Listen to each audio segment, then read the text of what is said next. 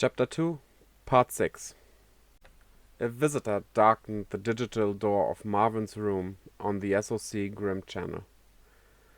"What foul wind blew you to my door? Come to wish me well?" Marvin asked, turning to face his unexpected guest. Standing in the doorway was an avatar with a necktie around its head, the sign of a company man on a bender. The interviewer from the SOC. "Glad to see you're not experiencing any lingering effects, old friend." The interviewer. No, the Digimon at the avatar's feet was speaking. Dormon. Rookie. Beast. Data. The Digimon flicked its fluffy tail. Though it was classified as a beast type, one could easily see the small wings protruding from its back upon further inspection. Rumor has it they come from the data of a mythical dragon stored within Dorumon's Digicore. "I wouldn't have made it back if not for you," Marvin replied. "And Megadramon, rather Airdramon status. Luckily, the Digicore didn't sustain heavy damage. It's in maintenance and probably will be for a while." Indeed, Airdramon was nowhere to be seen on the catwalk above. "And had the Megadramon remained offline and your consciousness crossed the L line, Marvin would have been DMIA, lost on the network forever." He let out a slight chuckle. "That new kid you scouted saved me. Can't believe I let a hacker get one over on me. For the first time in all my years on the network, I felt old. Heck, maybe it is time to call it. I don't know," Marvin said, jumping from one thing to the next. Grim was abuzz with the news of the attack on the X-Nation. The hackers leaked their side of the story. A lone hacker named Judge had single-handedly stopped a large-scale attack on the X-Nation's server, orchestrated by the Sons of Chaos. Judge outwitted not only the X-Nation, which had lost its state-secret Digimon, but the famed Tartarus, leader of the SOC.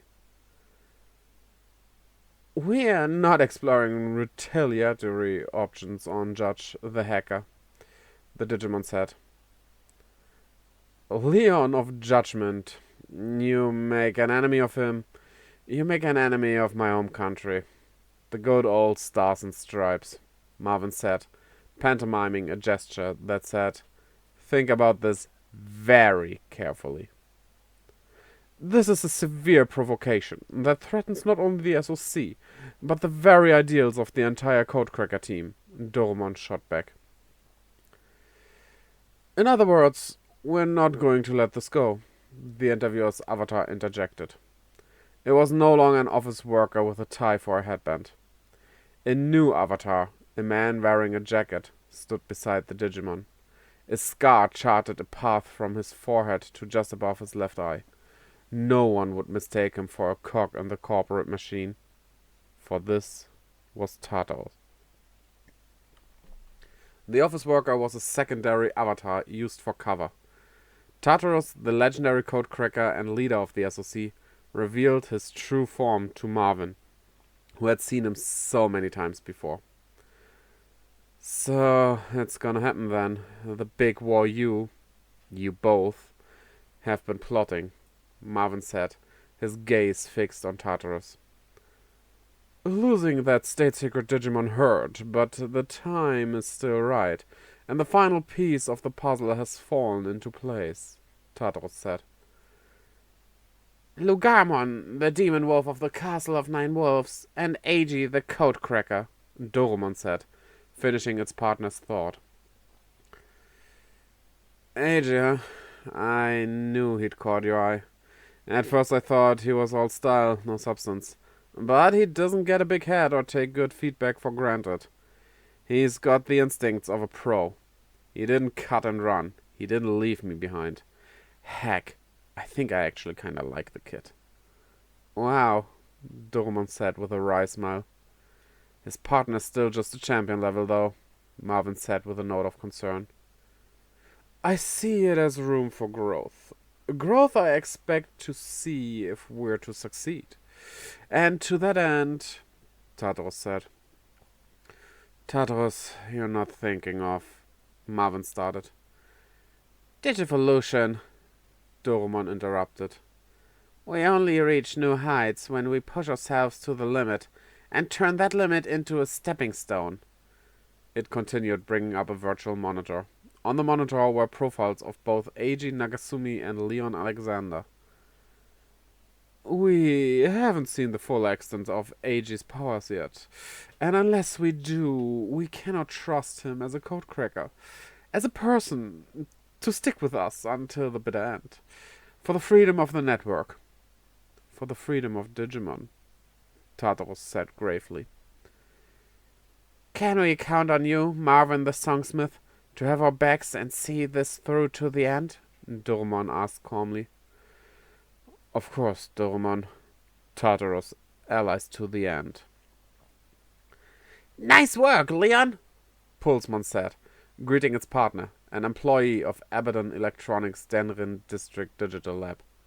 Leon Alexander carefully removed the sensor-filled helmet used for mind-link endurance tests from his head as he sat up from the testing apparatus. Pulsmon hololized itself and began running around the simulator room in the classified D4 department. Sitting still was never Pulsmon's strong suit. You too, Pulsmon, he said softly as he stood up, extending to his full 180 centimeter and change height. The form-fitting suit left little on his Greek sculpture of a body to the imagination. His dirty blonde hair complemented his blue eyes, and he was wise beyond his 19 years. We did it. That's a new MindLink endurance record.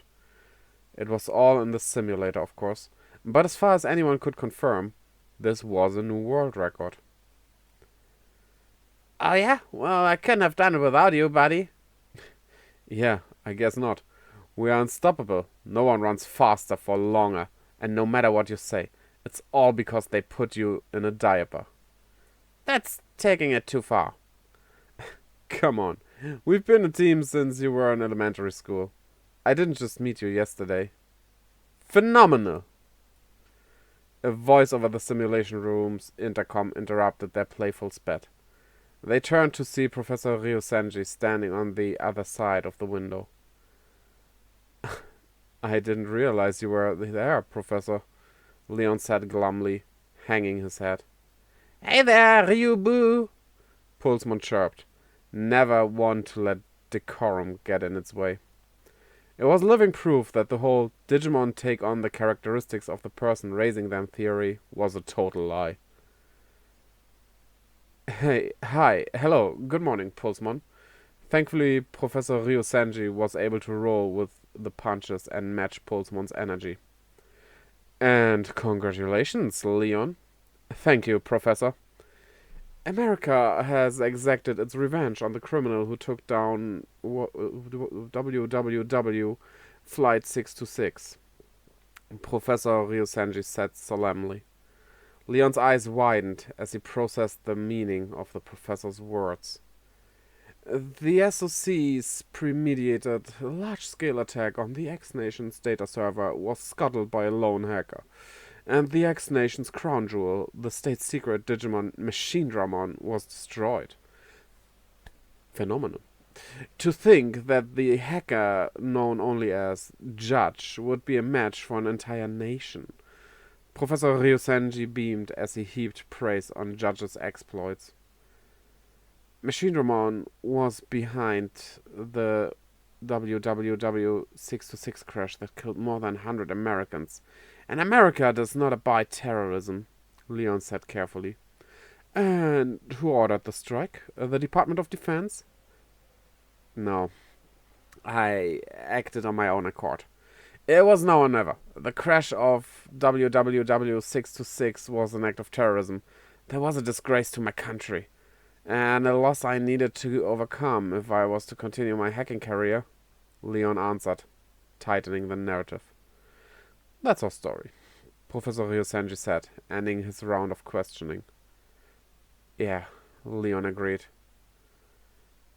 What a rush! Hitching a ride on the SOC's little plot. Goodness, to think that the young boy I gave a Digimon dog and Digitama not so many years ago would grow into the young man I see before me now, Ryusenji said through a giddy smile. Leon Alexander had been living in Japan for several years now, ever since elementary school. His father was an assistant professor who now worked at the Tokyo University of Electrical and Computer Engineering. One day, Leon got to go to the Aberden Electronics Lab, where a man, his father also called Professor, showed him a strange video.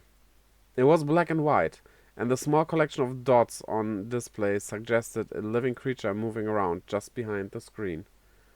The professor explained that this was no mere game or toy, but a creature that was very much alive in the digital world, which was very much different from the real world.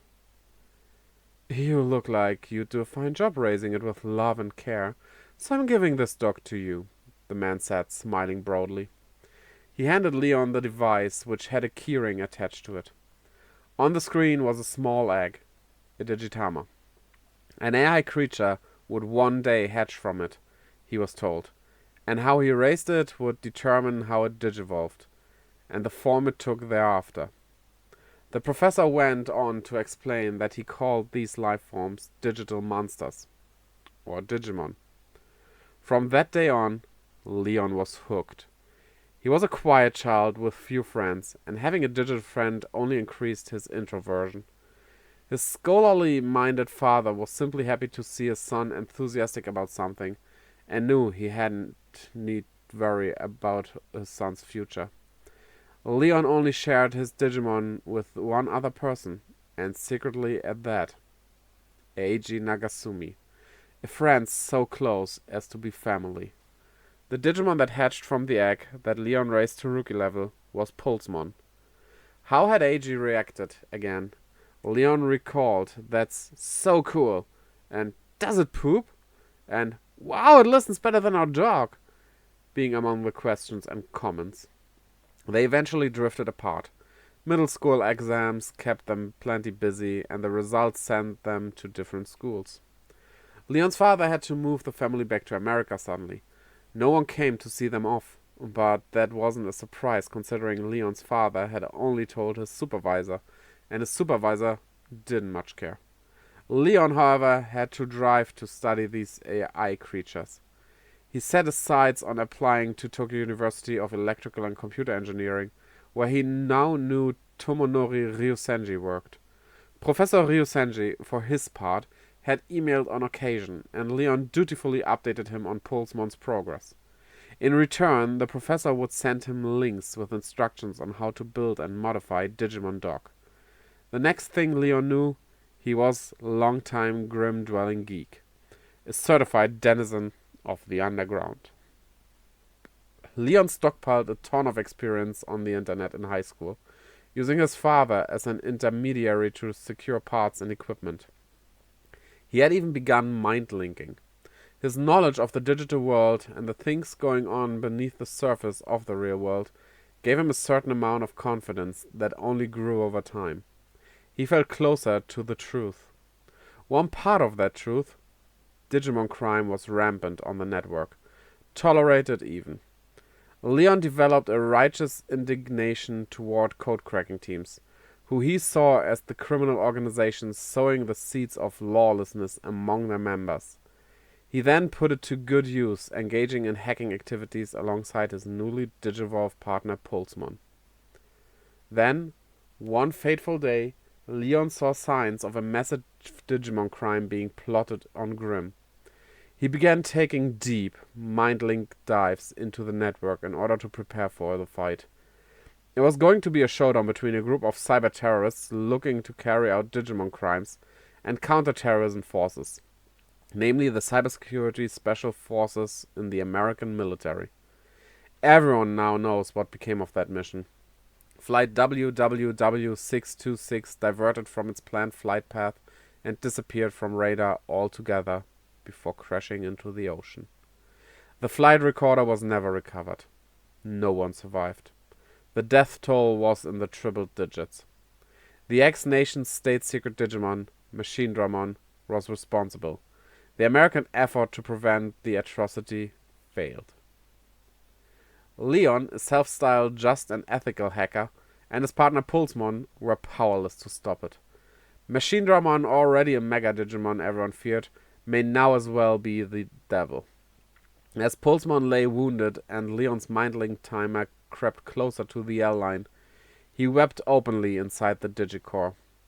He'd put his Digimon in harm's way. He'd failed to stop an act of terrorism. He would never forgive himself. He'd been disgraced. He'd lost. One thing he didn't do was wallow.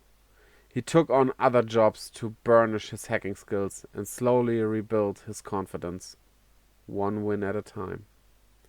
He shot to the top of his class in school almost as fast as he shot up in height. He took up combat sports and martial arts to take control of his nerves and began training as if he'd been shipped off to boot camp. He was moving forward. Always forward. Not dwelling on the past. He had a goal, and that was to get into the Tokyo University of Electrical and Computer Engineering.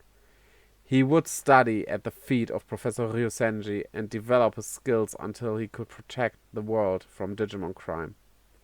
From codecrackers who would use Digimon for ill. Making such defined choices about one's life isn't without sacrifice. Leon closed himself off to some opportunities, even as others presented themselves to him. Those of his generation may have thought him mature. Women were drawn to him. A student with a part-time job as a hacker made him stand out financially in short order, and his high school career was a bit flashier than most. As a college student, he had a homecoming, returning to Japan to attend the Tokyo University of Electrical and Computer Engineering, exactly as planned. He began working as a hacker for the DDL under Professor Ryosenji, which meant he lived a very different life from that of the other students. This was where his life on the network as the hacker judge began.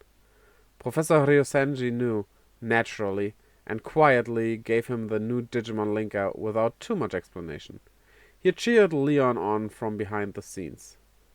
Before long, Leon was no longer just a researcher, but a person of some influence within the organization, advising the military and police on current techniques. He even had direct connections to heads of the state. Professor Ryosenji was a hero to Leon, the ideal man. He knew and loved the digital world more than anyone else. After all, and he put that knowledge to good use. Sitting beside Professor Ryosenji for an online meeting with the United States Secretary of Defense, Leon's heart swelled with pride. He was on the just and righteous path. Pulsmon digivolved from champion to ultimate as Bautmon and then to mega as Kazuchimon. He began eliminating codecrackers and their Digimon. The digital world needed order. It needed justice. And Leon of Judgment rose to provide it. Word of him spread far and wide over the network. He became the natural enemy of the codecrackers. The police, and by extension the Digipolice, were forced to reckon with him. Back in the DDL simulation chamber, Leon Alexander showed Pulsmon his watch as Professor Ryosenji looked on through the window. "It's almost time for our meeting. Have plans this evening?" Professor Ryosenji's interest was piqued. "Yeah, I'm going to meet He searched for the right words. "An old friend." Well, isn't that a surprise?" "We reconnected on the internet by chance. It took me by surprise. I haven't seen him since elementary school, and I believe you know him as well." The attack on the X Nation's server had reached the mass media. They were a dictatorship cut off from diplomatic relations with the international community, which meant the media didn't have all the details. Satellite photos showed the capital shrouded in darkness, the result of a precipitous drop in the nation's energy output. Such grievous harm is the direct result of the cyber attack perpetuated by criminal codecrackers, and we are likely to attack with fury the likes of which has never been seen before, the X-Nation's dictator bellowed in prepared remarks. The better briefed heads of state, who knew that most of the nation's cyber warfare capabilities had just been destroyed, were likely laughing to themselves as they watched. This was the impotent fury of a dictator who had lost their prized Digimon. He was no doubt shaking with rage at being so thoroughly disgraced. I was there, on the front lines of a cyber-terrorist event. This is what AG always imagined it would be like to be a codecracker, and he felt strangely uplifted by the whole thing. He wasn't completely free of worry, but for the first time in a while, he had lofty expectations of himself, of future success. It was all a complicated jumble that had his nerves jangling, but the predominant feeling was a light and fulfilling sense of accomplishment. For the first time in his nearly 20 years of life. AG! The shout rang through the DDL lobby, pulling AG's head up out of his smartphone, where it had been buried while he waited on the bench. The three comma-esque objects were still hololized right where they'd always been. On the other side of the security gate waved the friend AG was waiting for. Memories from elementary school came rushing back to him. The small, slight boy AG knew might as well have been a different person. Leon Alexander was now a tall, muscular man.